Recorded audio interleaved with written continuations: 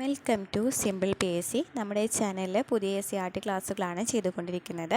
ഇന്ന് നമ്മൾ നോക്കാൻ പോകുന്നത് 7ാം ക്ലാസ്സിലെ സോഷ്യൽ സയൻസിലെ ലാസ്റ്റ് 11ാമത്തെ ചാപ്റ്ററാണ്. ഒരു ചാപ്റ്റർ കൂടി കഴിഞ്ഞാൽ നമ്മുടെ 7ാം ക്ലാസ്സിലെ സോഷ്യൽ സയൻസും കംപ്ലീറ്റ് ആവാണ്. 5ാം ക്ലാസ്സിലെയും 7ാം ക്ലാസ്സിലെയും സോഷ്യൽ സയൻസും നമ്മൾ കംപ്ലീറ്റ് ആവാനായിട്ട് 5ാം ക്ലാസ്സിൽ ഓൾറെഡി കംപ്ലീറ്റ് ചെയ്തിട്ടുണ്ട്. ഇനി 7ാം ക്ലാസ്സിലെയാണ് കംപ്ലീറ്റ് ചെയ്യാനായിട്ടുള്ളത്. അപ്പോൾ നമ്മുടെ ക്ലാസ്സുകൾ ഇഷ്ടമാണെന്നുണ്ടെങ്കിൽ നമ്മൾ സബ്സ്ക്രൈബ് ചെയ്തിട്ട് നമ്മളെ സപ്പോർട്ട് ചെയ്യാം. അപ്പോൾ നമുക്ക് നോക്കാം. ഇന്നത്തെ ചാപ്റ്ററിൽ പറയുന്നത് 11ാമത്തെ ചാപ്റ്ററാണ്. വിവേചനത്തിനെതിരെ എന്നാണ് ചാപ്റ്ററിൻ്റെ പേര് പറയുന്നത്. എന്താണ് വിവേചനത്തിനെതിരെ എന്ന് പറയുന്ന ചാപ്റ്ററിൽ പറയുന്നത്? ആദ്യം തന്നെ നെൽസൺ മണ്ടേലയെ കുറിച്ച് പറയുന്നുണ്ട് അല്ലേ. ആരാണ് നെൽസൺ മണ്ടേല എന്ന് പറയുന്ന ആൾ? നമുക്ക് നോക്കാം. ആരാണ് നെൽസൺ മണ്ടേല എന്ന് പറയുന്നത്? വർണ്ണത്തിൻ്റെ പേരിൽ നൂറ്റാണ്ടുകളോളം അടിച്ചമർത്തൽ നേരിട്ട ദക്ഷിണാഫ്രിക്കൻ ജനതയുടെ മോചനത്തിനായി പോരാടിയ വ്യക്തിയാണ് നെൽസൺ മണ്ടേല എന്ന് പറയുന്നത്. ദക്ഷിണാഫ്രിക്കൻ ജനതയുടെ മോചനത്തിനായിട്ട് പോരാടിയ വ്യക്തിയാണ് നെൽസൺ മണ്ടേല. സ്വന്തം രാജ്യത്തിൻ്റെയും ജനങ്ങളുടെയും മോചനത്തിന് വേണ്ടി പ്രവർത്തിച്ചതിന് അദ്ദേഹത്തിന് 3 ദശാബ്ദത്തോളം ജയിൽവാസം അനുഭവിക്കേണ്ടി വന്നു. ദക്ഷിണാഫ്രിക്കൻ ജനത നേരിട്ട വിവേചനത്തെയും അടിച്ചമർത്തലിനെയും കുറിച്ചിട്ട് കൂടുതൽ വിവരങ്ങൾ അറിയുന്നതിനായിട്ട് ദക്ഷിണാഫ്രിക്കയുടെ ഭൂപ്രകൃതിയും സ്ഥാനമൊക്കെ നമുക്ക് നോക്കേണ്ടതായിട്ടുണ്ട്. അപ്പോൾ ആരാണ് നെൽസൺ മണ്ടേല എന്ന് പറയുന്നത്? ദക്ഷിണാഫ്രിക്കൻ ജനതയുടെയും മോചനത്തിനായിട്ട് പോരാടിയ വ്യക്തിയാണ് നെൽസൺ മണ്ടേല. ഇനി നമുക്ക് ദക്ഷിണാഫ്രിക്ക എവിടെയാണ് വരുന്നത് നമുക്ക് നോക്കാം.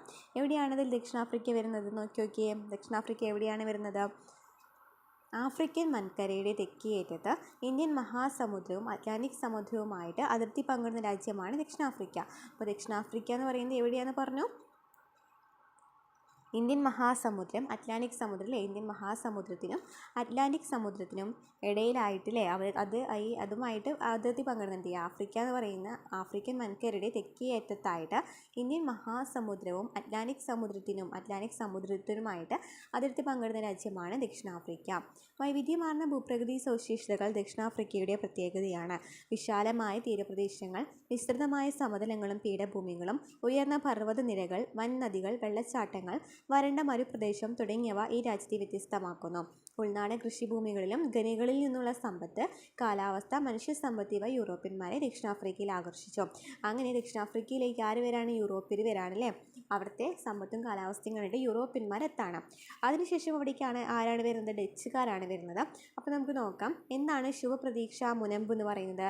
ആഫ്രിക്കൻ വൻകരയുടെ തെക്കേയറ്റത്തായിട്ട് അറ്റ്ലാന്റിക് സമുദ്ര തീരത്ത് സ്ഥിതി ചെയ്യുന്ന ഭൂപ്രദേശമാണ് ശുഭപ്രതീക്ഷ മുനമ്പ് എന്ന് പറയുന്നത്.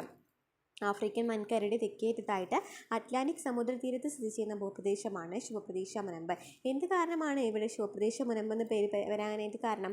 യൂറോപ്യന്മാർക്ക് അറ്റ്ലാന്റിക് മഹാസമുദ്രത്തിലൂടെ ആഫ്രിക്കൻ വൻകരയെ ചുറ്റി ഇന്ത്യൻ മഹാസമുദ്രത്തിലേക്ക് എത്തിയാൽ മാത്രമാണ് നമുക്ക് എവിടേക്ക് എത്തുള്ളൂ? ഏഷ്യ വൻകരയിലേക്ക് എത്തുള്ളൂ. അപ്പോൾ യൂറോപ്യന്മാരെ ആദ്യം തന്നെ എവിടേക്ക് എത്തണം? അറ്റ്ലാന്റിക് സമുദ്രത്തിലൂടെ ആഫ്രിക്കൻ വൻകരയെ ചുറ്റിയിട്ട് ഇന്ത്യൻ മഹാസമുദ്രത്തിലേക്ക് എത്തണം. അപ്പോൾ ഏഷ്യയിലേക്ക് കടക്കാനുള്ള ഒരു പ്രദേശം അവർക്ക് നൽകുകയാണല്ലേ ചെയ്യുന്നത്. അപ്പോൾ യൂറോപ്യർക്ക് അറ്റ്ലാന്റിക് മഹാസമുദ്രത്തിലൂടെ ആഫ്രിക്കൻ വൻകരയെ ചുറ്റി ഇന്ത്യൻ മഹാസമുദ്രത്തിലെത്തിയാലേ ഏഷ്യൻ വൻകരയിൽ ഇന്ത്യയിൽ ഉൾപ്പെടെ രാജ്യങ്ങളിലേക്ക് എത്താൻ കഴിയുമായിരുന്നുള്ളൂ. ഏഷ്യയിലേക്ക് എത്താനുള്ള പ്രതീക്ഷ നൽകുന്ന അർത്ഥത്തിൽ ഇവിടെ ശുഭപ്രതീക്ഷ മുനമ്പ് എന്ന പേരിൽ അറിയപ്പെടുവാൻ തുടങ്ങി. ഇനി എന്താണ് കോളനിവൽക്കരണം എന്ന് പറയുന്നത്? ഒരു രാജ്യം മറ്റൊരു പ്രദേശത്തിൻ്റെയും അവിടുത്തെ ജനങ്ങളുടെയും മേൽ അധികാരം സ്ഥാപിച്ച് രാഷ്ട്രീയവും സാമൂഹികവും സാമ്പത്തികവും സാംസ്കാരികവുമായ നിയന്ത്രണത്തിൽ കൊണ്ടുവരുന്നതിനെയാണ് കോളനിവൽക്കരണം എന്ന് പറയുന്നത്. അപ്പോൾ എന്താണ് കോളനിവൽക്കരണം? ഒരു രാജ്യം മറ്റൊരു പ്രദേശത്തിൻ്റെയും അവിടുത്തെ ജനങ്ങളുടെയും മേൽ അധികാരം സ്ഥാപിച്ച് രാഷ്ട്രീയവും സാമൂഹികവും സാമ്പത്തികവും സാംസ്കാരികവുമായ നിയന്ത്രണത്തിൽ കൊണ്ടുവരുന്നതിനെയാണ് കോളനിവൽക്കരണം എന്ന് പറയുന്നത്. ഇനി ദക്ഷിണാഫ്രിക്ക എങ്ങനെയാണ് കോളനിവൽക്കരിക്കപ്പെട്ടത് നമുക്ക് നോക്കാം. സാൻ ഗോസ തുടങ്ങിയ ജനവിഭാഗങ്ങളായിരുന്നു ദക്ഷിണാഫ്രിക്കയിലെ ആദിമ നിവാസികൾ. ആഫ്രിക്കയുടെ മറ്റു പ്രദേശങ്ങളിൽ നിന്നെത്തിയ ഗോത്രവിഭാഗക്കാരായിരുന്നു ആദ്യമായിട്ട് ഇവിടേക്ക് കുടിയേറ്റം നടത്തിയത്. 15ാം നൂറ്റാണ്ടിൻ്റെ അവസാനത്തോടെ യൂറോപ്യർ ദക്ഷിണാഫ്രിക്കയിലേക്ക് എത്തി തുടങ്ങി. അപ്പോൾ ഞാൻ പറഞ്ഞില്ലേ യൂറോപ്യന്മാർ എത്തി തുടങ്ങി എന്ന് പറഞ്ഞു. ആദ്യം തന്നെ അവിടുത്തെ ഗോത്രവർഗ്ഗക്കാർ തന്നെയായിരുന്നു എത്തിയിരുന്നത്. മറ്റു ഗോത്രവർഗ്ഗക്കാരാണ് എത്തിയിരുന്നത്. അതിനുശേഷം സാൻ ഗോസ എന്ന് പറയുന്ന ജനവിഭാഗങ്ങളായിരുന്നു ദക്ഷിണാഫ്രിക്കയിലുണ്ടായിരുന്ന ഗോത്രവിഭാഗക്കാർ. അതിലാണ് വേറെ ഗോത്രവിഭാഗക്കാർ എവിടേക്ക് എത്തി തുടങ്ങി. അതിനുശേഷം യൂറോപ്യന്മാർ എത്തി തുടങ്ങി. ആഫ്രിക്കയിൽ വെച്ച് ഡച്ച് സ്വാധീനം ശക്തമാകുകയും കേപ്പ് ടൗൺ എന്ന പ്രദേശം അവരുടെ പ്രധാന കോളനിയായിട്ട് മാറുകയും ചെയ്തു. അങ്ങനെ എന്താണ് ഡച്ച് സ്വാധീനം ശക്തിയായിട്ട് കേപ്പ് ടൗൺ എന്ന് പറയുന്ന പ്രദേശം സംഭവിച്ചു അവരുടെ പ്രധാന കോളനിയായിട്ട് മാറി. 18ാം നൂറ്റാണ്ടോടെ ബ്രിട്ടീഷുകാർ ദക്ഷിണാഫ്രിക്കയിൽ എത്തിച്ചേർന്നു. ലോകത്തിൻ്റെ വിവിധ ഭാഗങ്ങളിൽ കൂടുതൽ ഭൂപ്രദേശങ്ങൾ സ്വന്തമാക്കുക, ആഫ്രിക്കൻ വൻകരയിലെ അളവറ്റ സമ്പത്ത് കൈക്കലാക്കുക, മറ്റു യൂറോപ്യൻ രാജ്യങ്ങൾക്കുമേൽ അധീശത്വം സ്ഥാപിക്കുക, ഏഷ്യ വൻകരയിലേക്കുള്ള സഞ്ചാരത്തിന് ഇടത്താവളമാക്കുക തുടങ്ങിയ ലക്ഷ്യങ്ങളോടെ ലക്ഷ്യങ്ങളോടുകൂടിയാണ് ബ്രിട്ടൻ ദക്ഷിണാഫ്രിക്കയെ കോളനിയാക്കാൻ ശ്രമിച്ചത്. അപ്പോൾ ബ്രിട്ടീഷുകാർക്ക് എന്തായാലും കുറച്ചും കൂടി എന്തുണ്ടായിരിക്കും, കുറേ ലക്ഷ്യങ്ങളുണ്ടായിരിക്കില്ല, ഇവിടേക്ക് എത്തുന്നത് എന്തിനായിരിക്കും എത്തുന്നുണ്ടായിരിക്കാം, അവിടുത്തെ സ്വത്ത് കൈക്കലാക്കുന്നതിന് വേണ്ടിയിട്ടും മറ്റു രാജ്യങ്ങളിലേക്കുള്ള സഞ്ചാരത്തിന് ഇടത്താവളമാക്കുന്നതിന് വേണ്ടിയിട്ടും മറ്റ് യൂറോപ്യൻ രാജ്യങ്ങൾക്ക് മേലെ അധീശത്വം സ്ഥാപിക്കുന്നതിന് വേണ്ടിയിട്ടൊക്കെയാണ് ആരെത്തുന്നത്, ബ്രിട്ടീഷുകാരെത്തുന്നത്. ഇനി എന്താണ് ഗ്രേറ്റ് ട്രെക്ക് എന്ന് പറയുന്നത് നമുക്ക് നോക്കാം. ബൂവറുകൾ എന്ന് വെച്ചാൽ ആരാണ്, ബൂവറുകൾ ആരാണ്, യൂറോപ്പിൽ നിന്ന് ആദ്യം ദക്ഷിണാഫ്രിക്കയിലെത്തിയ നെതർലാൻഡ്, ഡച്ചുകാർ, ഫ്രാൻസ്, ജർമ്മനി തുടങ്ങിയ രാജ്യക്കാരുടെ പിന്മുറക്കാരാണ് ബൂവറുകൾ എന്ന് പറയുന്നത്. അപ്പോൾ ദക്ഷിണാഫ്രിക്കയിലേക്ക് യൂറോപ്പിൽ നിന്ന് എത്തിയിട്ടുള്ള കുറച്ച് പേരുണ്ട് അല്ലേ, നെതർലാൻഡ്, ഫ്രാൻസ്, ജർമ്മനി തുടങ്ങിയ രാജ്യക്കാരുണ്ട് അല്ലേ, ഇവരുടെ പിന്മുറക്കാരെയാണ് എന്ന് പറയുന്നത് ബൂവറുകൾ എന്ന് പറയുന്നത്. കൃഷിക്കാരൻ എന്നാണ് ബൂവർ എന്ന വരച്ച പദത്തിൻ്റെ അർത്ഥം. എന്താണ് അർത്ഥം, കൃഷിക്കാരൻ എന്നാണ് അർത്ഥം. പിൽക്കാലത്ത് ഈ ജനവിഭാഗങ്ങൾ ആഫ്രിക്കാനർ എന്നും ഇവരുടെ ഭാഷയും സംസ്കാരം ആഫ്രിക്കാൻസ് എന്നറിയപ്പെട്ടു. അതിനുശേഷം ഇവരുടെ എന്താണ് അറിയപ്പെട്ടത്, ആഫ്രിക്കാനർ എന്നറിയപ്പെട്ടു. അവരുടെ സംസ്കാരത്തിൽ നിന്നറിയപ്പെട്ടു ആഫ്രിക്കാൻസ് എന്നും ആഫ്രിക്കൻസ് എന്നും അറിയപ്പെട്ടു അല്ലേ. ആഫ്രിക്കാനറും ആഫ്രിക്കാൻസ് എന്ന് പറയുന്ന പേരൊക്കെ വന്നത് എങ്ങനെയെന്ന് മനസ്സിലായല്ലോ അല്ലേ.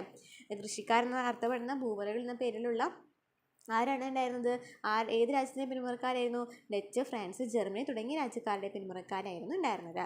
അങ്ങനെ ബ്രിട്ടൻ നടപ്പിലാക്കിയ കോളനിവൽക്കരണ പദ്ധതികൾ എങ്ങനെയാണ് ഈ ഭൂവർമാരെ ബാധിക്കുന്നതെന്ന് നമുക്ക് നോക്കാം. ഡച്ചുകാരിൽ നിന്നും കേപ്പ് കോളനി പിടിച്ചെടുത്ത ബ്രിട്ടൻ ആ പ്രദേശത്ത് ചില നയങ്ങൾ നടപ്പിലാക്കി. അപ്പോൾ ഡച്ചുകാരിൽ നിന്നും കേപ്പ് കോളനി പിടിച്ചെടുത്തു, നമ്മൾ പറഞ്ഞിട്ടുണ്ടായിരുന്നില്ലേ കേപ്പ് കോളനി എന്ന് പറയുന്നത് ഡച്ചുകാർ പിടിച്ചെടുത്തുനിന്ന്. അപ്പോൾ ഡച്ചുകാരിൽ നിന്ന് കേപ്പ് കോളനി പിടിച്ചെടുത്ത ബ്രിട്ടൻ ആ പ്രദേശത്ത് ചില നയങ്ങൾ നടപ്പിലാക്കി. ഡച്ച് ഭാഷയ്ക്ക് ഉപരോധം ഏർപ്പെടുത്തി. ഡച്ച് ഭാഷയ്ക്ക് എന്ത് സംഭവിച്ചു, ഉപരോധം ഏർപ്പെടുത്തി. അപ്പം ഡച്ചുകാരിൽ നിന്ന് കേപ്പ് കോളനി പിടിച്ചെടുത്ത ബ്രിട്ടൻ എന്താണ് ചെയ്തത്, ഡച്ചുകാരിൽ നിന്ന് കേപ്പ് കോളനി പിടിച്ചെടുത്തു. അതിനുശേഷം കുറച്ച് നയങ്ങൾ നടപ്പിലാക്കി. ഡച്ച് ഭാഷയോട് സംസാരിക്കാനായിട്ട് പാടില്ല എന്ന് പറഞ്ഞു. അതുപോലെ ഇംഗ്ലീഷ് കേപ്പ് കോളനിയിലെ ഏക ഭാഷയാക്കി മാറ്റി. ഡച്ച് ഭാഷ വേണ്ട, ഇംഗ്ലീഷ് മതി എന്ന് പറഞ്ഞു. 19-ാം നൂറ്റാണ്ടിൻ്റെ പകുതിയോടെ ബ്രിട്ടൻ തങ്ങളുടെ കോളനികളിൽ അടിമത്തം നിരോധിച്ചു. അങ്ങനെ അവരുടെ കോളനികളിൽ എന്ത് സംഭവിച്ചു, അടിമത്തം നിരോധിച്ചു. അടിമകളെ പ്രയോജനപ്പെടുത്തി കൃഷി നടത്തിയിരുന്ന ഭൂവറുകൾ ഇത് പ്രതികൂലമായിട്ട് ബാധിച്ചു. ഭൂവർമാർ എന്ന് പറയുന്നത് കൃഷിക്കാരെന്ന അർത്ഥത്തിലാണ് വരുന്നത്. അവിടെ കുറച്ച് അടിമകൾ ഉണ്ടായിരുന്നു. ഈ അടിമകളൊക്കെ എന്ത് ബാധിച്ചു, ഇങ്ങനെ അടിമത്തം നിരോധിച്ചപ്പോൾ അത് അവരെ നന്നായിട്ട് ബാധിച്ചു. ബ്രിട്ടൻ നടപ്പിലാക്കി ഇത്തരം നയങ്ങളിൽ നിന്നും രക്ഷപ്പെടുവാൻ കേപ്പ് കോളനിയിൽ നിന്നും ദക്ഷിണാഫ്രിക്കയുടെ ഉൾപ്രദേശങ്ങളിലേക്ക് ഭൂവറുകൾ നടത്തിയ പലായനമാണ് ഗ്രേറ്റ് ട്രെക്ക് എന്നറിയപ്പെടുന്നത്. അപ്പോൾ ഇവരിൽ നിന്നൊക്കെ രക്ഷപ്പെടുന്നതിന് വേണ്ടി ആരാണ്, ഭൂവറുകൾ ഒരു പലായനം നടത്തിയില്ലേ, പോയി. എവിടേക്കാണ് ഗ്രേറ്റ് ട്രെക്ക് എന്ന് പറയുന്ന ആ പലായനത്തെയാണ് നമ്മൾ ഗ്രേറ്റ് ട്രെക്ക് എന്നറിയപ്പെടുന്നത്. മനസ്സിലായല്ലോ. അപ്പോൾ ഗ്രേറ്റ് ട്രെക്കിനെ തുടർന്ന് ഭൂവറുകൾ ട്രാൻസ്വാൾ, ഓറഞ്ച് ഫ്രീ സ്റ്റേറ്റ്, നെയ്റ്റാൽ എന്നിവിടങ്ങളിൽ റിപ്പബ്ലിക്കുകൾ സ്ഥാപിച്ചു. അങ്ങനെ 3 സ്ഥലങ്ങളിൽ അല്ലേ, ട്രാൻസ്വാൾ, ഓറഞ്ച് ഫ്രീ സ്റ്റേറ്റ്, നെയ്റ്റാൽ എന്നിവിടങ്ങളിൽ റിപ്പബ്ലിക്കുകൾ സ്ഥാപിച്ചു. അപ്പോൾ എന്നാണ് പറഞ്ഞത്, നമ്മുടെ ഭൂവറുകളെ കുറിച്ച് പറഞ്ഞു, ഗ്രേറ്റ് ട്രെക്കിനെ കുറിച്ച് പറഞ്ഞു അല്ലേ. മനസ്സിലായല്ലോ. എന്താണ് ഭൂവർ യുദ്ധങ്ങൾ എന്ന് പറയുന്നത്, കുറേ യുദ്ധങ്ങൾ നടന്നിട്ടുണ്ട്. ഭൂവർ യുദ്ധങ്ങൾ എന്ന് പറയുന്നത് എന്തൊക്കെയാണെന്ന് നമുക്ക് നോക്കാം. 19-ാം നൂറ്റാണ്ടിൻ്റെ അവസാനത്തോടെ ഭൂവർ റിപ്പബ്ലിക്കിൻ്റെ അധീന പ്രദേശങ്ങളിൽ സ്വർണ്ണത്തിൻ്റെയും വജ്രത്തിൻ്റെയും ഖനികൾ കണ്ടുപിടിക്കപ്പെട്ടു. അങ്ങനെ ഭൂവർമാർ ആരാണ് എന്തുട്ടും കണ്ടെത്തിയത്, സ്വർണ്ണ വജ്ര ഖനികളാണ് കണ്ടെത്തിയത്. ഇതോടെ ലോകത്തിലെ ഏറ്റവും പ്രധാനപ്പെട്ട സ്വർണ്ണ വജ്ര ഉൽപ്പാദകരായി ദക്ഷിണാഫ്രിക്ക മാറി. ഭൂവർ റിപ്പബ്ലിക്കുകളെ ബ്രിട്ടീഷ് കോളനി പ്രദേശങ്ങളോടൊപ്പം കൂട്ടിച്ചേർക്കുവാൻ ബ്രിട്ടൻ ശ്രമിച്ചതോടെയാണ് ഭൂവർ യുദ്ധങ്ങൾ ആരംഭിച്ചത്. അങ്ങനെ ഈ ഭൂവർ റിപ്പബ്ലിക്കുകളിൽ നമ്മൾ പറഞ്ഞില്ലേ, ഭൂവർമാർ നീങ്ങിയിട്ട് അവിടെ 3 റിപ്പബ്ലിക്കുകൾ തീരുമാനിച്ചിട്ടുണ്ടായിരുന്നു. അങ്ങനെ ഇത് ബ്രിട്ടീഷുകാരുടെ കോളനിയുമായിട്ട് എന്താക്കണമെന്ന് പറഞ്ഞു, കൂട്ടിച്ചേർക്കണം എന്ന് പറഞ്ഞു. അങ്ങനെയാണ് എന്ത് സംഭവിക്കുന്നത്, ഭൂവർ യുദ്ധങ്ങൾ സ്റ്റാർട്ട് ചെയ്യുന്നത്. അപ്പോൾ എന്താണ് 1-ാം ഭൂവർ യുദ്ധം എന്ന് പറയുന്നത്, എത്ര ഭൂവർ യുദ്ധങ്ങളാണ്, 2 ഭൂവർ യുദ്ധങ്ങളാണ് നടന്നിട്ടുള്ളത്. 1-ാമത്തെ ഭൂവർ യുദ്ധം എന്ന് വെച്ചാൽ എന്താണ്, കൂടുതൽ പ്രദേശങ്ങളിലേക്ക് ബ്രിട്ടീഷ് ഭരണം വ്യാപിക്കുക എന്ന ലക്ഷ്യത്തോടെ ബ്രിട്ടൻ ഭൂവറുകളിൽ നിന്നും ട്രാൻസ്വാൾ പിടിച്ചെടുത്തു. അപ്പോൾ ഒരു സ്ഥലം എടുത്തു അല്ലേ, ട്രാൻസ്വാൾ പിടിച്ചെടുത്തു. ഇതോടെ 1-ാം ഭൂവർ യുദ്ധം ആരംഭിച്ചു 1880-81 കാലഘട്ടത്തിൽ. ഈ യുദ്ധത്തിൽ ഭൂവറുകൾ വിജയിക്കുകയും ട്രാൻസ്വാളും സമീപ പ്രദേശങ്ങളും കൂട്ടിച്ചേർത്ത് ദക്ഷിണാഫ്രിക്കൻ റിപ്പബ്ലിക്ക് രൂപീകരിക്കുകയും ചെയ്തു. അപ്പോൾ എന്നാണ് ഇവിടെ പറഞ്ഞത്, കൂടുതൽ പ്രദേശങ്ങളിലേക്ക് ബ്രിട്ടീഷ് ഭരണം വ്യാപിക്കുക എന്ന ലക്ഷ്യത്തോടു കൂടിയാണ് 1-ാം ഭൂവർ യുദ്ധം നടന്നത്. അതിൻ്റെ ഭാഗമായിട്ട് ഭൂവറിന് എന്തുണ്ടായിരുന്നു, ഒരു കോളനി 3 റിപ്പബ്ലിക്കുകൾ ഉണ്ടെന്ന് പറഞ്ഞില്ലേ. 1-ാമത്തെ ഇതായിരുന്നു ട്രാൻസ്വാൾ. അപ്പോൾ ഈ ട്രാൻസ്വാൾ പിടിച്ചെടുക്കുകയാണ് ചെയ്യുന്നത്. ആ യുദ്ധത്തിൽ ആരാണ് വിജയിക്കുന്നത്, ഭൂവറുകളാണ് വിജയിക്കുന്നത്. ട്രാൻസ്വാളും സമീപ പ്രദേശങ്ങളും കൂട്ടിച്ചേർത്ത് ദക്ഷിണാഫ്രിക്കൻ റിപ്പബ്ലിക്ക് അങ്ങനെ രൂപീകരിച്ചു. നെക്സ്റ്റ് 2-ാമത്തെ ഭൂവർ യുദ്ധം എന്ന് വെച്ചാൽ എന്തിനാണ് നമുക്ക് നോക്കാം. സ്വർണ്ണഖനികളിൽ നിന്നുള്ള സമ്പത്തും അവയുടെ നിയന്ത്രണവും സംബന്ധിച്ച തർക്കങ്ങളാണ് 2-ാം ഭൂവർ യുദ്ധത്തിലേക്ക് നയിച്ചത്. അപ്പോൾ നമ്മൾ പറഞ്ഞു അല്ലേ, ഭൂവർമാരെ എന്ത് കണ്ടുപിടിച്ചിട്ടുണ്ടായിരുന്നു, സ്വർണ്ണ വജ്രഖനികൾ കണ്ടുപിടിച്ചിട്ടുണ്ടായിരുന്നു. അപ്പോൾ അതിൻ്റെ പേരിലായിരുന്നു 2-ാം ഭൂവർ യുദ്ധത്തിന് തുടക്കം. ഭൂവർ ഭരണാധികാരികൾ ഖനികൾക്ക് നികുതി ഏർപ്പെടുത്തി. അപ്പോൾ എന്ത് ചെയ്തു, ഭൂവർ ഭരണാധികാരികൾ ഖനികൾക്ക് എന്ത് സംഭവിച്ചു, നികുതി ഏർപ്പെടുത്തി. ഖനികളിലെ ബ്രിട്ടീഷുകാരായ തൊഴിലാളികൾക്ക് ബ്രിട്ടൻ വോട്ടവകാശം ആവശ്യപ്പെട്ടു. അപ്പോൾ അവിടെ എന്ത് സംഭവിച്ചു, ഖനികളിലെ ബ്രിട്ടീഷുകാരായ തൊഴിലാളികൾ ഉണ്ടായിരുന്നു, അവർക്ക് എന്ത് വേണമെന്ന് പറഞ്ഞു, ബ്രിട്ടൻ വോട്ടവകാശം വേണമെന്ന് പറഞ്ഞു. റിപ്പബ്ലിക്കൻ ഭരണാധികാരികൾ ഈ ആവശ്യം നിരസിച്ചു അല്ലേ. റിപ്പബ്ലിക്കൻ ഭരണാധികാരികൾ ഈ ആവശ്യം നിരസിച്ചതോടെ ദക്ഷിണാഫ്രിക്കയിലെ ഏറ്റവും വിനാശകരമായ സായുധ പോരാട്ടമായ രണ്ടാം ബൂവർ യുദ്ധം ആരംഭിച്ചു. 1899 മുതൽ 1902 വരെ. ഈ യുദ്ധത്തിൽ ബ്രിട്ടീഷ് സൈന്യം ബൂവർ റിപ്പബ്ലിക്കുകളെ പരാജയപ്പെടുത്തി. അപ്പോൾ ഒന്നാം ബൂവർ യുദ്ധത്തിൽ ബൂവർമാരെ മറ്റുള്ളവരെ പരാജയപ്പെടുത്തിയെന്നാൽ രണ്ടാം യുദ്ധത്തിൽ എന്താണ് ബൂവർ റിപ്പബ്ലിക്കുകളെ പരാജയപ്പെടുത്തി ബ്രിട്ടീഷ് സൈന്യം. വെരിനിങ് സന്ധി അനുസരിച്ച് ബൂവറുകൾ ബ്രിട്ടന്റെ പരമാധികാരം അംഗീകരിച്ചു. ബ്രിട്ടന്റെ നിയന്ത്രണത്തിലുള്ള സ്വയംഭരണ പ്രദേശം എന്ന നിലയിൽ യൂണിയൻ ഓഫ് സൗത്ത് ആഫ്രിക്ക രൂപീകരിച്ചു. അങ്ങനെ എന്ത് സംഭവിച്ചു? യൂണിയൻ ഓഫ് സൗത്ത് ആഫ്രിക്ക രൂപീകരിക്കുകയാണ് ബ്രിട്ടന്റെ നിയന്ത്രണത്തിൽ. യൂണിയൻ ഓഫ് സൗത്ത് ആഫ്രിക്കയിൽ നടപ്പിലാക്കിയ ഭരണഘടനയനുസരിച്ച് ബ്രിട്ടീഷുകാർക്കും ആഫ്രിക്കാനർമാർക്കും ഉയർന്ന പരിഗണന ലഭിച്ചു. കറുത്ത വർഗ്ഗക്കാരുടെ അടിസ്ഥാന അവകാശങ്ങൾ അവിടെ നിഷേധിക്കപ്പെട്ടു. അവിടെ നിന്നാണ് എന്ത് സംഭവിക്കുന്നത്? ദക്ഷിണാഫ്രിക്കയുടെ പതനം വരുന്നത് അല്ലേ. അങ്ങനെ കറുത്ത വർഗ്ഗക്കാരുടെ അടിസ്ഥാന അവകാശങ്ങളൊക്കെ നിഷേധിക്കപ്പെടുകയാണ്. അങ്ങനെയാണ് നമ്മളുടെ ആര് വരുന്നത്? ഗാന്ധിജി ദക്ഷിണാഫ്രിക്കയിലേക്ക് എത്തുന്നത്. ഗാന്ധിജി ദക്ഷിണാഫ്രിക്കയിൽ നിന്ന് വന്നത്. മഹാത്മാഗാന്ധി 1893 ദക്ഷിണാഫ്രിക്കയിലെത്തിയത്. 1893 ദക്ഷിണാഫ്രിക്കയിലെത്തിയത്. അപ്രഖ്യാപിത വർണ്ണവിവേചനത്തിന്റെ കാലമായിരുന്നു അത്. ഗാന്ധിജി ദക്ഷിണാഫ്രിക്കയിൽ ആരംഭിച്ച ഇന്ത്യൻ ഒപ്പീനിയൻ. അപ്പോൾ ഇന്ത്യൻ ഒപ്പീനിയൻ എന്ന് പറയുന്നത് ആരുടെ പത്രമാണ്? ആരുടെയാണ്? ഗാന്ധിജിയുടെയാണ് അല്ലേ. ഇന്ത്യൻ ഒപ്പീനിയൻ എന്ന പത്രം. ഇന്ത്യൻ ഒപ്പീനിയൻ എന്ന പത്രത്തിൽ കൊളോണിയൽ ഭരണകൂടം ആഫ്രിക്കക്കാരോട് കാണിക്കുന്ന വിവേചനത്തെക്കുറിച്ച് ഇപ്രകാരം എഴുതി: ആഫ്രിക്കക്കാർ മാത്രമാണ് ഭൂമിയിലെ ആദിമ നിവാസികൾ. വെള്ളക്കാരാകട്ടെ ആ ഭൂമി ബലപ്രയോഗത്തിലേക്ക് കൈവശപ്പെടുത്തുകയും തങ്ങളുടെ അധീനതയിലാക്കുകയും ചെയ്തു. രണ്ടാം ഭൂവർ യുദ്ധകാലത്ത് യുദ്ധക്കെടുതികളിൽ ദുരിതമനുഭവിക്കുന്നവർക്ക് സഹായമെത്തിക്കുന്ന സന്നദ്ധ പ്രവർത്തനങ്ങളിൽ അദ്ദേഹം പങ്കെടുത്തിരുന്നു. സത്യാഗ്രഹം, നിസ്സഹകരണം, നിയമലംഘനം തുടങ്ങിയ സമരരീതികൾ ഗാന്ധിജി പരീക്ഷിച്ചത് എവിടെ നിന്നായിരുന്നു? ദക്ഷിണാഫ്രിക്കയിലാണ് ഫസ്റ്റ് സ്റ്റാർട്ട് ചെയ്തത് കേട്ടോ. ഗാന്ധിജിയുടെ രാഷ്ട്രീയ പരീക്ഷണശാല എന്നറിയപ്പെടുന്നത് എന്താണ്? ദക്ഷിണാഫ്രിക്കയാണ് ഗാന്ധിജിയുടെ രാഷ്ട്രീയ പരീക്ഷണശാല. ഗാന്ധിജിയുടെ രാഷ്ട്രീയ പരീക്ഷണശാല എന്നറിയപ്പെടുന്നത് ദക്ഷിണാഫ്രിക്കയാണ്. അങ്ങനെ നമ്മൾ നേരത്തെ പറഞ്ഞു കോൺഗ്രസ്, നാഷണൽ കോൺഗ്രസ് രൂപീകരിക്കണം കേട്ടോ. ആഫ്രിക്കൻ നാഷണൽ കോൺഗ്രസ് രൂപീകരിക്കുകയാണ്. ദക്ഷിണാഫ്രിക്ക ബ്രിട്ടന്റെ നിയന്ത്രണത്തിലുള്ള സ്വയംഭരണ പ്രദേശമായതിനു ശേഷം എന്ത് സംഭവിച്ചു? നടന്ന ആദ്യത്തെ തെരഞ്ഞെടുപ്പിൽ വെള്ളക്കാരാൽ നയിക്കപ്പെട്ട ദക്ഷിണാഫ്രിക്കൻ പാർട്ടി അധികാരത്തിലെത്തി. അപ്പോൾ ആരാണ് ദക്ഷിണാഫ്രിക്കൻ പാർട്ടി? ഏത് ദക്ഷിണാഫ്രിക്കൻ പാർട്ടിയാണ് അധികാരത്തിലെത്തുന്നത്? ആദ്യം തന്നെ വെള്ളക്കാരാൽ നയിക്കപ്പെട്ട ആളാണ് എത്തുന്നത്. പാർപ്പിടം, ഭരണം, വ്യവസായം തുടങ്ങിയ മേഖലകളിൽ ജനങ്ങളെ ബാധിക്കുന്ന നിയമങ്ങൾ കൊണ്ടുവന്നു. കറുത്തവരും വെളുത്തവരും എന്ന വംശീയ വേർതിരിവ് ശക്തമായി. ജനങ്ങൾക്ക് സഞ്ചാര സ്വാതന്ത്ര്യം, വിദ്യാഭ്യാസത്തിനുള്ള അവകാശം നിഷേധിച്ചു. ഈ നയങ്ങളിൽ പ്രതിഷേധിച്ച് ആഫ്രിക്കൻ ജനതയുടെ അവകാശ സംരക്ഷണത്തിനായിട്ട് രൂപീകരിച്ച സൗത്ത് ആഫ്രിക്ക നേറ്റീവ് സോഷ്യൽ കോൺഗ്രസിലെ നാഷണൽ കോൺഗ്രസ് എന്ന സംഘടനയാണ് പിൽക്കാലത്ത് ആഫ്രിക്കൻ നാഷണൽ കോൺഗ്രസ് എന്നറിയപ്പെട്ടത്. വിവേചനരഹിതമായ ദക്ഷിണാഫ്രിക്ക പടുത്തുയർത്തുന്നതിന് ആഫ്രിക്കൻ നാഷണൽ കോൺഗ്രസ് നേതാക്കൾ പല സമരമാർഗ്ഗങ്ങളും ആവിഷ്കരിച്ചു. അപ്പോൾ ഇവിടെ എന്താണ് സംഭവിച്ചത്? ഈ പാർട്ടിയിലെ പുതിയ പാർട്ടി വെള്ളക്കാരിൽ രൂപീകരിക്കപ്പെട്ട ഒരു പാർട്ടി രൂപീകരണമാണ് ചെയ്യുന്നത്. അപ്പോൾ അവിടെ കറുത്ത വർഗ്ഗക്കാരും വെളുത്ത വർഗ്ഗക്കാരെന്ന് പറയുന്നൊക്കെ വേർതിരിവ് വന്നു. വിദ്യാഭ്യാസത്തിനുള്ള അവകാശം, ജനസ്വാതന്ത്ര്യമൊക്കെ നിഷേധപ്പെടുത്തി. അങ്ങനെയാണ് എന്ത് സംഭവിക്കുന്നത്? അവിടുത്തെ കുറച്ച് പേരിലെ പല സമരമാർഗ്ഗങ്ങൾ ആവിഷ്കരിക്കുന്നത്. അപ്പോൾ ദക്ഷിണാഫ്രിക്കയിൽ ഒരു ഗവൺമെൻറ് വന്നല്ലോ. ഈ ഗവൺമെൻറ് നടപ്പിലാക്കിയ നയങ്ങൾ ഏതൊക്കെയാണെന്ന് നോക്കാം. ഒന്നാമത്താണ് ഖനി തൊഴിൽ നിയമം എന്ന് പറയുന്നത്. വൈദഗ്ധ്യം ആവശ്യമുള്ള തൊഴിലുകൾ വെളുത്ത വർഗ്ഗക്കാർക്ക് മാത്രമായിട്ടാണ് സംവരണം ചെയ്തത്. എന്താണ് പ്രാദേശിക ഭൂനിയമം? കറുത്തവർക്ക് റിസർവുകൾ എന്ന പേരിൽ നീക്കിവെച്ച പ്രത്യേക പ്രദേശങ്ങളിലല്ലാതെ മറ്റിടങ്ങളിൽ നിന്നും ഭൂമി വാങ്ങാൻ അവകാശമില്ല എന്ന് പറഞ്ഞു. അതാണ് പ്രാദേശിക ഭൂനിയമം. എന്നാണ് പ്രാദേശിക നഗരപ്രദേശ നിയമം എന്ന് പറയുന്നത്? കറുത്ത വർഗ്ഗക്കാർക്ക് നഗരങ്ങളിലേക്ക് പ്രവേശിക്കാൻ നിയന്ത്രണം ഏർപ്പെടുത്തി.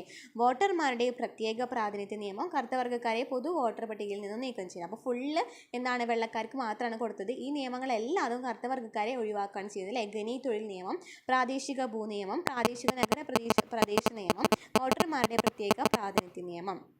അപ്പോൾ നെൽസൺ മണ്ടേല എന്ന് പറയുന്ന ആൾ ആരാന്ന് പറഞ്ഞു വരുന്നുണ്ട് ഇവിടെ. 1918 ജൂലൈ 18 ദക്ഷിണാഫ്രിക്കയിലെ ട്രാൻസ്കി പ്രവിശ്യയിലെ തെമ്പു രാജകുടുംബത്തിലാണ് നെൽസൺ മണ്ടേല ജനിച്ചത്. രോലിഹ് ലാഹ്ല എന്നായിരുന്നു അദ്ദേഹത്തിൻ്റെ പേര്. പിതാവ് മാഡി വംശത്തിന് തലവനായിരുന്ന ഗാഡ്ല ഹെൻറി മണ്ടേലയും മാതാവ് നോസ്കിനി ഫനിയുമാണ്. പ്രാഥമിക വിദ്യാഭ്യാസത്തിന് ശേഷം അദ്ദേഹം ദക്ഷിണാഫ്രിക്കൻ ഗോത്ര പാരമ്പര്യം, സംസ്കാരം എന്നിവയിൽ പഠനം നടത്തുകയും പിന്നീട് അഭിഭാഷക ബിരുദം നേടുകയും ചെയ്തു.